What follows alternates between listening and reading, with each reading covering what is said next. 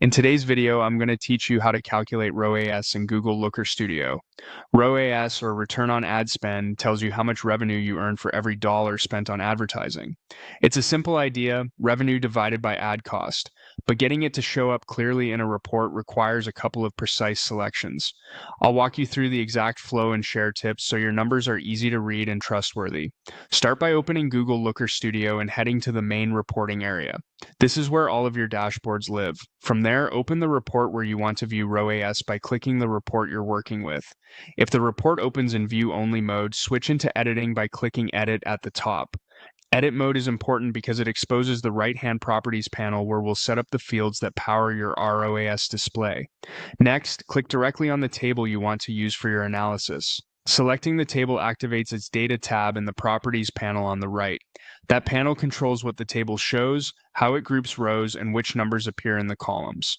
Choose your dimension first. The dimension is how the table groups your data. Think campaign, ad group, source, or any business attribute you want to break ROAS by.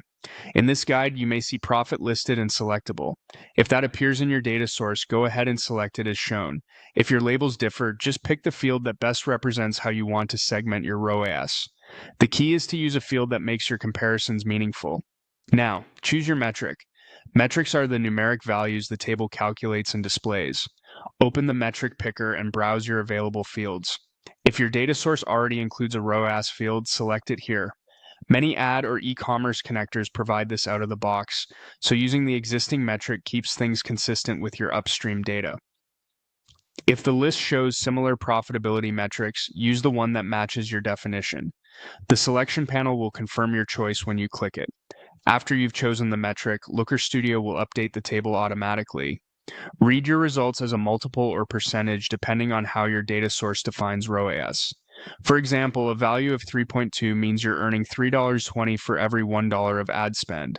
If a row looks unexpectedly high or low, check that your dimension and date range reflect the period and grouping you intend. That's it. You opened your report, switched to edit, selected the table, set your dimension, and chose your ROAS metric. You now have a clear view of performance right where you need it.